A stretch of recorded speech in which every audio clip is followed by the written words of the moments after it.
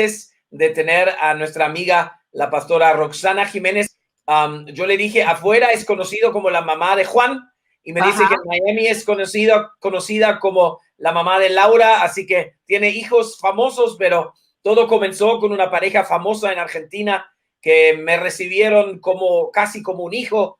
Viajamos por Alemania, por todas partes. Ella no me decía Rubén, siempre me decía alemán, y con eso ya sabíamos de qué se trataba, y cuando la tonada tenía cierto timbre, yo sabía que algo había hecho mal y tenía que ver cómo lo arreglo. Hola, Roxana, ¿cómo estás? Hola, ¿cómo estás, Alemán? Bueno, te llamaba más que nada Alemán porque mi marido se llama Rubén. Sí. Entonces se iba a complicar mucho, ¿no? Eh, pero La verdad que un sí. tiempo muy, muy lindo lo que vivimos. La verdad que, de verdad, eh, inolvidables, inolvidables. Sí, Momentos que, realmente. por Yo me lo que acuerdo de los estamos viajes viviendo en en este Alemania. momento, no sé Sí. si vamos a poder repetirlos, pero la verdad que fueron momentos muy lindos. La verdad fueron muy especiales. También para nosotros para mí, para nosotros, ustedes fueron los testigos también de nuestro matrimonio. Sí. Realmente una cuestión súper especial. Y después cuando comenzaron una nueva iglesia allá en Buenos Aires, que estábamos ahí viendo cómo hacemos y todo eso, la verdad fue bien, bien, bien chévere. Yo Una sufrí mucho. preguntita. Dime. ¿En Perú saben que te casaste en la cancha de Racing? Sí, sí, sí, yo lo he contado. Sí. No Eh, cualquiera, ¿eh? Sí, no, y tuve más invitados que Maradona. Maradona tenía Sí, 10,000 y en el estadio habían como 20, 25,000, así que sí. este no me lo saca nadie. Y recibiste 20.000 regalos porque sería injusto, ¿no? No, no tanto, pero bueno, no, la verdad, una cosa súper, súper especial. Y me Qué acuerdo que bueno. sufrí bastante cuando ustedes tomaron la decisión de irse a Miami. Yo tardé unos cuantos meses para perdonarles y para soltarles, pero bueno, ya pasó y ya está. Y Ya es irreversible igual, mira. sí, Toda sí. la familia estancada acá, tengo 3 nietos americanos, así que muy Sí, no, difícil. claro. No, y yo vi el programa que hicieron Rubén y Juan sobre Hijos de Pastores, Ah, sí. y me gustó escuchar también un poquito porque eso sí no sabía bien, cómo era para los chicos ese tema de la mudanza a Miami y todo eso. Y Juan sí reconoció, si hubieran dicho, nos mudamos a, no sé, a Ouagadougou o algún lado de África, no hubiera ido, pero Miami sonaba interesante. Sí, claro, imagínate. Para muchos argentinos, Miami es como el paraíso. No Sí, saben que acá hay que venir a trabajar en serio como se trabaja en cualquier otro lugar. sí, es verdad, es verdad. Roxana, hoy la vez pasada te entrevisté un poquito, pero hoy te dije que nos compartes una palabra que el Señor te ha dado, así que yo me voy a salir de la imagen cuando veo que estás llegando a la final, me meto de nuevo, ¿está bien? Ah, ok, está ¿Ya? bien. Porque si no, la gente me mira la cara a mí también a cada rato, y si hago una mueca o algo, es mejor que tú estás sola Como ahí. tú quieras. ¿Cuántos minutos tengo? O como 20, 25. ¿Me va a alcanzar? Espero. Sí, sí, sí, sí. Sí, tranquilo, tranquilo. Ok, no, tranquila, vamos. Bueno, bueno, bueno, en esta tarde quería compartir con todos los que nos están viendo a través de este medio una palabra que a mí me ayudó muchísimo, que me hizo muy bien. No solamente la prediqué, sino que me ministró a mí misma en muchas ocasiones. En el libro de Marcos cuenta el segmento cuando Jesús le dio de comer a miles de personas y, y todos quedaron satisfechos y se juntaron canastas de comida y me supongo que después de un día tan largo, los que estaban con él y el mismo Jesús estarían un poco cansados porque eran físicamente humanos y a lo mejor se habrán cansado también, habrán tenido agotamiento, habrán deseado descansar, dormir. Pero cuenta la Biblia en Marcos 6 que Jesús les dijo, ustedes vayan al barco, a la barca y naveguen y vayan para el lado de Bethsaida, que yo en cualquier momento llego con ellos. Yo me pregunto, si ellos sabían que Jesús no tenía barca propia, ¿cómo iba a llegar hasta ellos? Era un poco complicado, era un poco difícil. Sin embargo, ellos, supongo que por el cansancio, por la obediencia, por todo lo que fuera, tomaron la barca y comenzaron a viajar por el mar a la otra ribera, a la ribera de Bethsaida. Mientras tanto, Jesús en su cansancio físico, porque supongo que para él haber ministrado a tanta gente, haber hablado todo el día, haber enseñado, haber repartido comida, lo habrá dejado también agotado. Él, su descanso fue subir al monte e irse a orar. Primera enseñanza. Muchas veces nosotros lo primero que hacemos es cualquier cosa menos ir a orar para recuperar las fuerzas espirituales.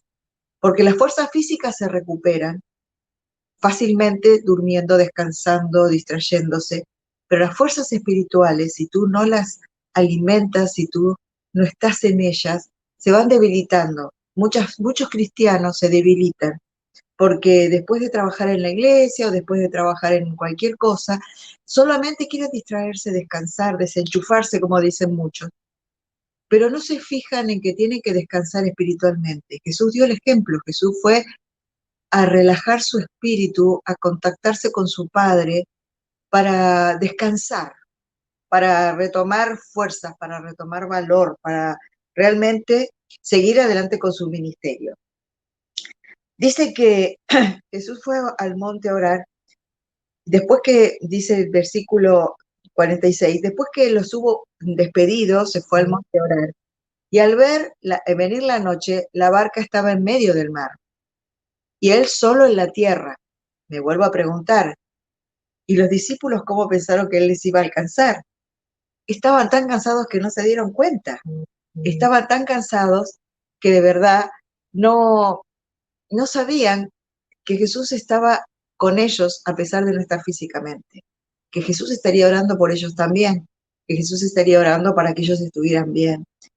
Entonces, dice que la palabra dice que estaba solo en tierra, estaba orando, y los vio remar con gran fatiga. Seguramente de noche se había levantado un viento, siempre andaban con esas tormentas en los mares, y dice que el viento le era contrario y estaban eh, con fatiga, estaban navegando, estaban tratando de pasar al otro lado. Si ellos no buscaban un momento de tranquilidad y de paz, si ellos no buscaban un momento de orar y de recomponerse espiritualmente y físicamente, ellos iban a pasar esto, fatiga, fatiga. Entonces tenemos como dos ejemplos. El ejemplo del que quiere remar en medio del cansancio, y a lo mejor lo estás pasando tú en medio de este tiempo tan difícil, en lugar de buscar el descanso en el Señor, en lugar de buscar el descanso en la oración, en la meditación, en la palabra, sigues peleando, sigues peleando, sigues peleando. Conozco muchos siervos de Dios, conozco pastores que no descansan, que de verdad siguen peleándola y siguen peleándola. Y eso desgasta el cuerpo, eso desgasta la mente, eso te agobia. Eso llega un momento en que perdés un poquito, se pierde un poquito la manera de razonar correctamente. Ellos estaban navegando y Jesús los vio eh, remar con mucha fatiga. Y dice que cerca de la cuarta vigilia de la noche, vino a ellos andando sobre el mar y quería adelantárseles. A ver, yo creo que como ser humano, si yo veo algo en el mar raro, me voy a asustar también. Pero Jesús, habiendo orado, habiendo descansado espiritualmente, dijo, los voy a alcanzar y los voy a probar y les voy a demostrar qué es lo que están haciendo y lo que son. La vida de los discípulos, yo acabo de terminar un curso a través de la iglesia nuestra, también por internet, que se llamaba Los 12 hombres comunes y corrientes. Me tocó uno por uno describir a cada uno de los discípulos en su personalidad, en su vida y en su final. Todos, menos Juan, el evangelista, y menos Judas, los otros todos fueron mártires. Todos dieron su vida, uno en India, uno en Grecia, uno en Turquía. Por todos lados ellos estuvieron dando el evangelio y por todos lados dieron su vida. Pero para haber dado su vida, ellos tendrían que haber aprendido alguna lección muy importante. No cualquiera es capaz de sacrificar su vida. Hasta muchos de ellos pidieron si eran crucificados, no ser crucificados de la manera que Jesús había sido crucificado, porque no merecían. hacerlo de la misma manera. Pero no me voy del tema. Estoy diciendo que estos 12 discípulos hasta este momento eran hombres comunes y corrientes. Eran hombres que estaban al lado de un gran maestro, de un señor de los milagros, pero que en realidad no entendían mucho exactamente al lado de quién estaban. Todavía no lo entendía. Entonces dice que cuando Jesús vino y empezó a caminar sobre el mar y se les quiso adelantar, viéndolos ellos andar sobre el mar, pensaron que era un fantasma y pensaron que era un fantasma y gritaron, porque todos lo veían y todos se perturbaron. Yo te voy a dar un pequeño paréntesis.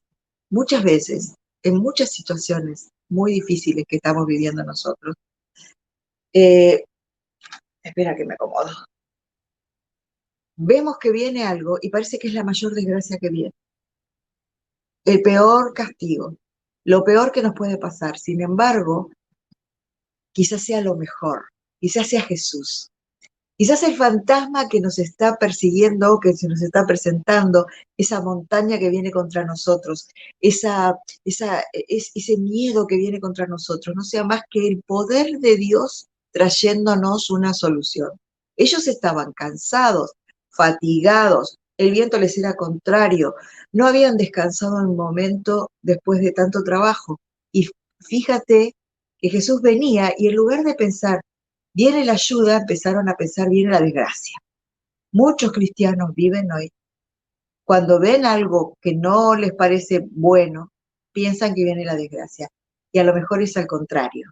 A lo mejor viene la bendición, viene la salvación.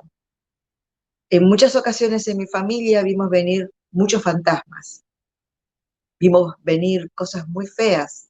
Eh, Llegó un momento dentro de mi familia en que eh, por circunstancias que estamos viviendo, la verdad, parecía que mi familia se iba a desmoronar, a desvincular.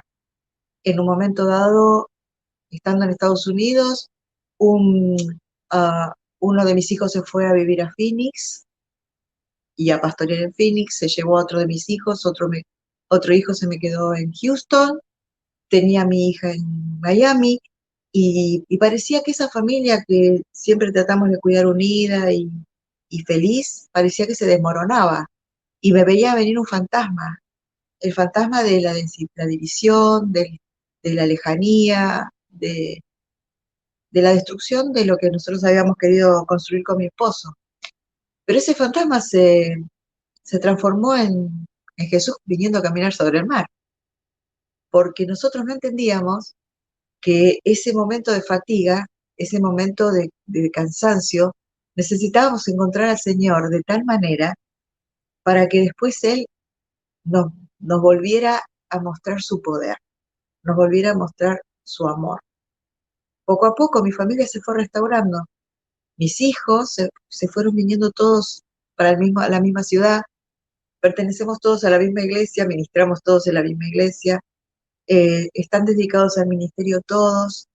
Y realmente a veces el fantasma que viene es la bendición de Dios.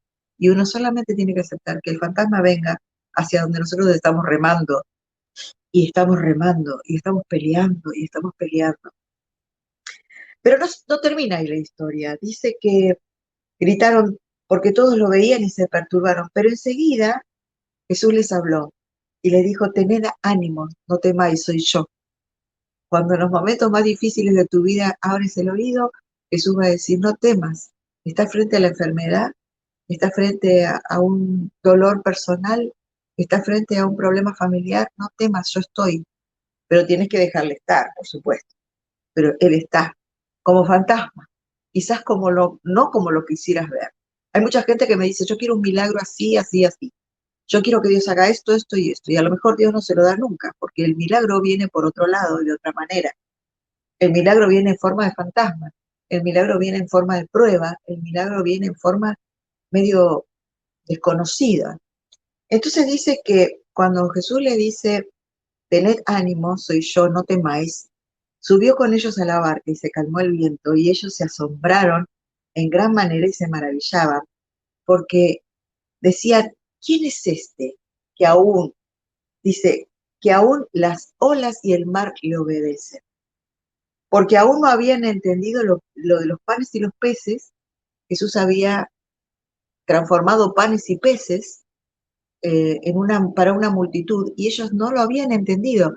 Nosotros tenemos a veces a la vista mucha gente que nos, que nos muestra que Jesús está vivo. Vemos milagros, vemos gente sanada, vemos gente salvada, vemos matrimonios restaurados y no nos damos cuenta, no estamos todavía conscientes del milagro y necesitamos que Jesús venga como fantasma y nos haga entender que aún lo sobrenatural le va a obedecer, aún lo que no puede ser le va a obedecer. Y yo voy a hablar un poquito ahora también de otro caso parecido o de otro pasaje de este mismo evento. Dice que cuando Pedro lo escuchó hablar a Jesús, le dijo, si tú eres Jesús, di que yo camine sobre el agua. Si tú eres, ¿cuántas veces desafiamos al Señor? Si tú eres mi Dios, si tú eres poderoso, si tú estás conmigo, haz esto o el otro. Haz que yo consiga este trabajo, o haz que yo supere esta prueba, o haz que yo maneje esta situación. Y dice que Jesús lo miró y le dijo, ven. Y entonces Pedro, con esa visión de Jesús, dice que se bajó de la barca y comenzó a caminar sobre el agua. Él comenzó a caminar sobre el agua, mirando a Jesús.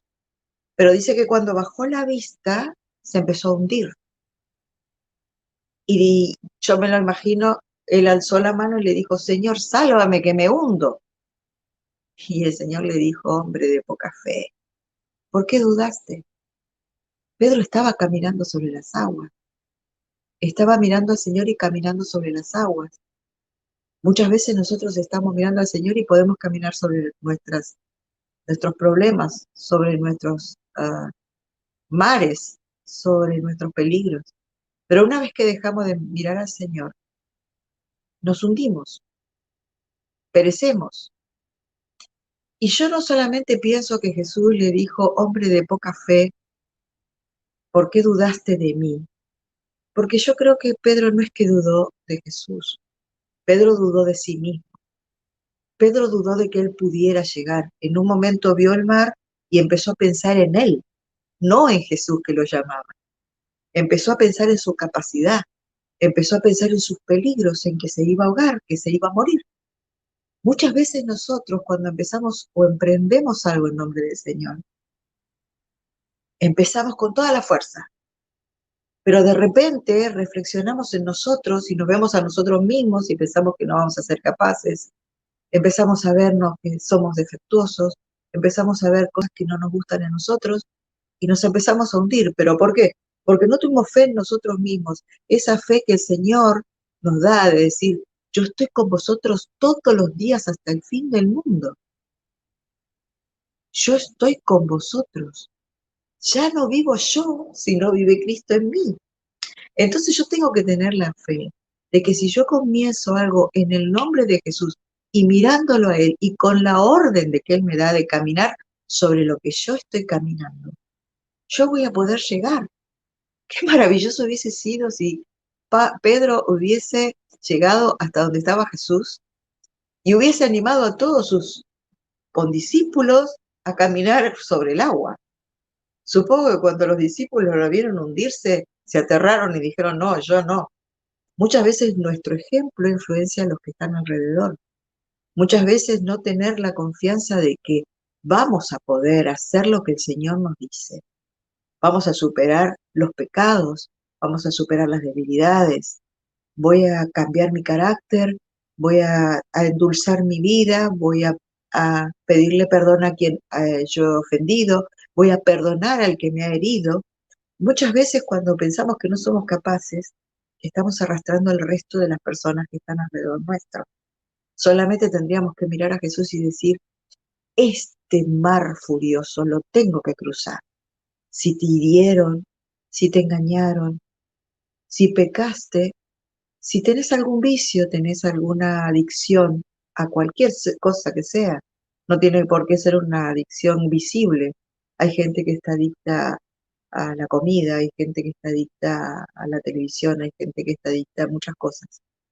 Eso con el Señor lo puedes superar, pensando que Dios te da la fuerza. El versículo, todo lo puedo en Cristo que me fortalece, en el griego, bien traducido, dice, para todo lo que sea, tengo fuerzas en Jesús que me da la fuerza. Es decir, para todo tengo fuerza, pero en Jesús que me da la fuerza. Porque muchas veces ese versículo es usado como diciendo, para, todo lo puedo en Cristo, y entonces nos fiamos de nuestra fuerza. Para todo tenemos fuerza en Jesús que nos da la fuerza, en Jesús que nos fortalece. Y si nosotros vivimos mirando al Señor y creemos que vamos a poder cumplir con todo lo que el Señor nos dice, una vida buena, una vida santa, una vida pura, no hace falta separarse del mundo ni ser una persona ermitaña e irse lejos, no hace falta. Estamos aquí, vivimos aquí. Estamos viviendo en medio de una pandemia. ¿Qué mejor que mostrar en medio de la pandemia que todo lo podemos en Cristo que nos fortalece? Yo no sé en este momento si estás pasando por un momento difícil, si estás pasando por un momento duro, si estás dudando de hacer algo para el Señor porque te crees que no sos capaz de hacerlo. Mucha gente tenemos a veces en las iglesias que dicen, no, yo no soy capaz de predicar, yo no soy capaz de cantar, yo no soy capaz de esto. No, no, tú eres capaz de hacer cualquier cosa en Cristo que te fortalece. Dios te ha dado un don, Dios te ha dado una capacidad y en Cristo se tiene que desarrollar esa capacidad. Ese mismo que se hundió, ese mismo que dudó, ese mismo que lo confesó como el Mesías y a los 2 minutos le dijo, no, no hagas esto, y lo quiso aconsejar de que no dijera que iba a morir, y Jesús le tuvo que decir, apártate de mí, Satanás. Pedro es un personaje que yo amo porque veo reflejado la vida de muchos de nosotros en él. Ese mismo que se hundió y que hizo todas esas cosas, el mismo que lo negó, que para mi entender tiene exactamente la misma calidad inmoral de lo de Judas. Uno lo negó y otro lo traicionó, lo mismo. Sin embargo, él volvió. Ese fue uno de los más grandes apóstoles. Ese fue el que predicó un día y miles se convirtieron. Fíjate, era un hombre ignorante que no tenía capacidad, que lo único que sabía era navegar y pecar. Sin embargo, ese hombre que se hundió entendió que cuando Jesús le dijo, hombre de poca fe, ¿por qué dudaste? La duda viene para los dos lados. ¿Dudas de Jesús o dudas de tu capacidad de seguir a Jesús? ¿Dudas de Jesús o piensas que no vas a poder dejar ese vicio o esa costumbre o, o esa novia o ese novio o esa persona? ¿O dudas que nunca vas a poder perdonar a quien te hizo tanto daño, a quien se abusó de ti, a quien te engañó? ¿De qué es la duda? ¿Por qué no reflexionas en este día y piensas, voy a orar, me voy a ir al monte a orar como hizo Jesús después de alimentar a tanta gente? Y una vez que estás orando, mientras estás orando, decirle al Señor, ¿de dónde viene mi duda, Señor? ¿Viene de ti? ¿Dudo de ti? ¿Dudo de tu poder? ¿Dudo de tu salvación? ¿O dudo de que yo voy a ser capaz de seguir? Hay mucha gente que se ha apartado del camino por muchas razones. A veces hay malos ejemplos en las iglesias, pero muchas veces hay gente que se ha apartado del camino porque cree que no es capaz de seguir una vida cristiana como debe. Y te voy a decir un secreto. Nadie sabe vivir una vida cristiana completa. Ningún pastor, ninguna persona te va a decir yo soy un cristiano perfecto. Nadie. Todos somos presas de nuestras debilidades, de nuestras ah, ansiedades, de nuestros defectos, pero caminamos en el mar, hacia Jesús. Ir venciendo cada día esas cosas que tenemos que nos apartan de la vida cristiana, ir venciéndolas es caminar sobre el mar. Yo te invito en este día a que comiences a caminar sobre el mar. Ve, ora y piensa ¿Cuáles son las cosas que tengo que dejar? ¿Qué es lo que no puedo superar? ¿Cuál es el miedo de mirar para abajo y hundirme? Cuando descubras el miedo, sigue mirando a Jesús para poder superar. Todos los defectos y todos los pecados son superados cuando miramos a Jesús. Aún los míos, lo digo, lo confieso. Hola Rubén.